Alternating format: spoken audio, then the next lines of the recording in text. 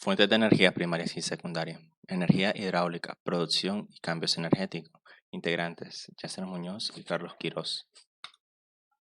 Contenido. Energía hidráulica, producción, cambios energéticos, impacto ambiental, conceptos, ventajas y desventajas. Bueno, ¿qué es energía hidráulica? Comúnmente conocida como energía hídrica, en cual ésta tiene el mismo principio de producción que cualquier otra energía. Esta se produce con el aprovechamiento de la energía cinética de las corrientes del agua, mares, etc. para su producción. ¿Cómo se produce? Para la producción de energía eléctrica habría que referenciar a los siglos pasados. Este modelo de producción se aplicaba a las maquinarias, como por ejemplo molinos de vientos y batanes. Por ende, ponían una especie de rotor de palas para el aprovechamiento de la energía cinética de las corrientes de los ríos. En la actualidad se usa este mismo método para la producción de energía. Por lo general, para una mayor eficiencia se ubican en una zona geográfica que tenga buenos factores climáticos y desniveles geológicos favorables para la construcción de las presas. Ya para la producción se usa la energía producida por el agua y esta es pasada por una turbina que conecta a una transmisión. Esta a su vez conecta a los alternadores que producen energía eléctrica y luego es pasada por transformadores elevadores para el transporte a la central de distribución. Ejemplo, aquí tenemos lo que es un molino de viento, aquí tenemos lo que son los batanes. Cabe recalcar que los batanes son una especie de pistones movidos por la energía del agua que golpean a la tela para cambiar su textura. Bueno, aquí tenemos la construcción de una represa y aquí tenemos el esquemático ilustrativo de lo que es una represa de energía hidráulica. Bueno, el agua de la represa es transportada por un conducto. Este conducto va a parar a la turbina. De aquí la turbina, por lo general, hay o una transmisión y esta transmisión está pegada al generador o de un solo la turbina va directo al generador.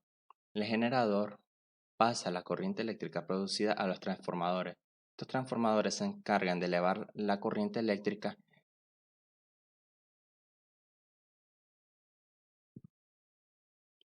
Fuentes en Nicaragua. Nicaragua, por su condición geográfica y al ser un país abundante en recursos hídricos, tiene una capacidad de producción estimada de 2000 megavatios. Bueno, esto lo tomé de la página de ENEL. Bajo el sistema de hidroeléctrico Tuma, Matagalpa y el viejo TMB, se ubican las plantas hidroeléctricas centroamericanas PCA, La Reinaga y la Carlos Fonseca, alimentadas con aguas del embalse Apanás. El sistema TMB también ubica futuros proyectos hidroeléctricos como el Barro, La Sirena, que cuenta con un diseño de estudio y factibilidad. Bueno, el Barro tiene una expectativa de producción de 32 megavatios y La Sirena tiene una expectativa de producción de 17 megavatios.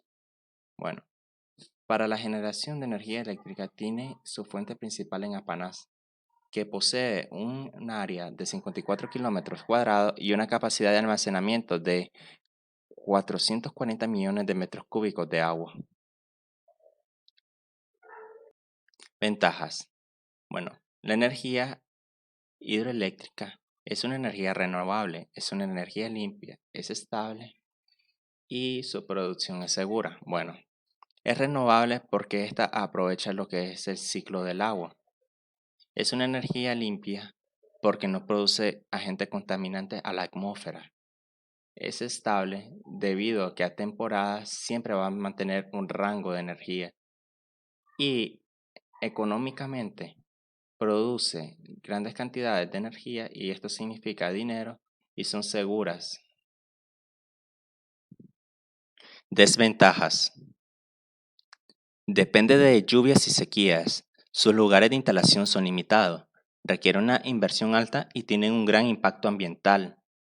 Bueno, al depender de lluvias y sequías, su mayor eficiencia se da en el invierno, debido a la alta cantidad de agua que puede producir esta temporada.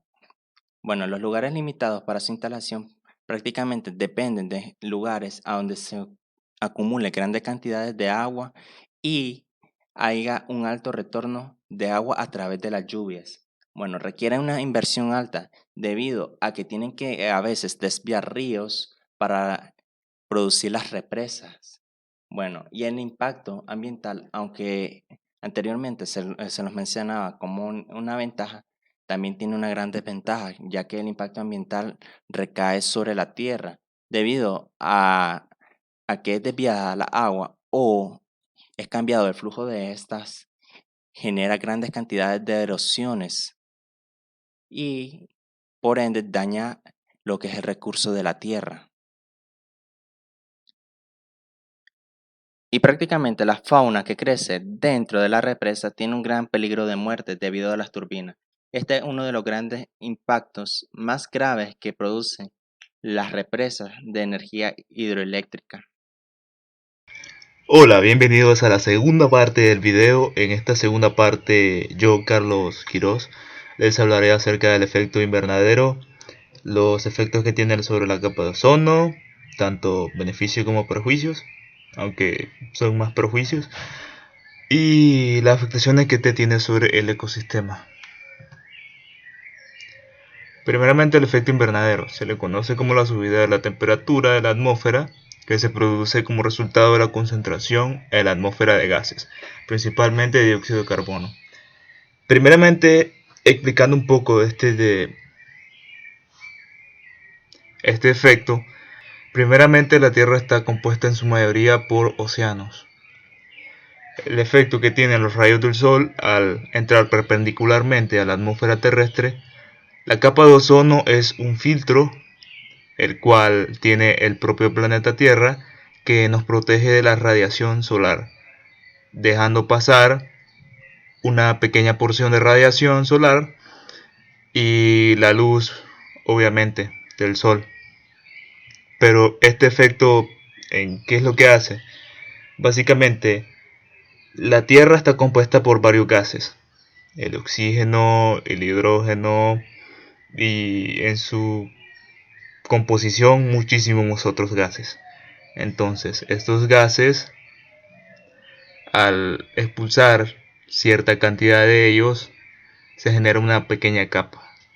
Es decir, entra la radiación del Sol, pero al haber un tipo en específico de gas, este gas lo que hace es retener esa radiación, rebotando la luz del Sol en él de nuevo hacia la Tierra. Es decir, se crea un efecto de calentamiento. Es decir, el rayo, su ángulo de incidencia sobre algunos tipos de materiales reflectores, como podría bien ser el agua, porque cuando nosotros estudiamos un ejemplo de transmisión de señales, que si nosotros transmitimos una señal y esta incide en el agua, esta va a reflexionar por ley de los triángulos. Su ángulo de incidencia está dado por esto. Pues nosotros bien podemos aplicar esta teoría y como debido a la contaminación del dióxido de carbono y otros gases que son perjudiciales que apoyan este efecto, se forma una capa en la superficie de la Tierra, en la superficie de la atmósfera, en los bordes. Entonces esto impide de que esta radiación pueda salir libremente al espacio exterior como se tiene planeado. Así que esto se queda dando rebote dentro de la Tierra y esto hace un efecto de calentamiento. Los beneficios, como bien podemos saber, en otros planetas tal vez menor temperatura podría ser beneficioso el calentamiento global, como el caso de Marte, pero estamos en la Tierra, no es Marte. En la Tierra, el beneficio que tiene es que estabiliza la temperatura, no hay cambios muy bruscos dependiendo de la zona, es decir, en un determinado territorio no va a haber una diferencia muy grande de temperatura a un año con respecto al otro. Sí hay, es creciente, pero no es tan notorio dependiendo de la estación, así dándole una mayor estabilidad al sistema. Es decir, que el sistema, los varios ciclos que tiene la Tierra, que no cambien de manera muy abrupta, que cambien con el tiempo y que no sea un cambio tan elevado. Eso podría ser, ese es un beneficio. Y aquí ya las numerosas desventajas que hay, como aumente creciendo la temperatura global debido a la constante emisión de gases, como es decir, se junta arriba en el aire una composición de determinados gases y esto hace que rebote mucho la luz y se caliente la Tierra. Reducción de los polos glaciares de la Tierra, aumentando el nivel del mar. Esto puede generar muchos riesgos de inundaciones en muchas zonas, ya que si aumenta el nivel del mar, obviamente varias zonas van a quedar bajo aguas y las personas que viven a la orilla de costas, de ríos, van a verse muy afectadas. Las zonas fértiles podrían ser afectadas por la sequía. Esto es porque zonas que ahora están en su punto ideal de producción, que tienen una buena flora, una buena fauna, al estar incrementando constantemente la temperatura, no tienen el tiempo suficiente para adaptarse y este terreno se vuelve inestable por la temperatura, no puede regularse bien las plantas. A las plantas no sobrevivir, no hay fauna, se extinguen estas especies. También disminución de los recursos hídricos, que al estar con más temperatura por muchísimo más tiempo, estos son muchísimo más fáciles de evaporar y es muy difícil que se repongan. Y los perjuicios al ecosistema, ya que la temperatura media de la Tierra aumenta en 0,2 grados centígrados por decenio, es decir, cada 10 años. Esto es una previsión, pues que está como está la cosa últimamente. Con estos aumentos de temperatura va a ser muy difícil que las plantas logren al cabo del tiempo una adaptación correcta de su medio. Así que como la temperatura aumentará globalmente, estamos hablando de que si por ejemplo la temperatura actual son 13 grados globalmente, en varios años esa temperatura va a incrementar por tal vez unos 15, 16, ya en un periodo de tiempo a largo plazo, muy largo plazo. Este es un problema que realmente a muy corto plazo, digamos un año, no hay muchísimos perjuicios, pero como todo es un problema de muy largo plazo, digamos 30, 40 años, y ahí sí se va a ver lo que son las consecuencias de este efecto. Y solamente eso. Hasta aquí. Gracias.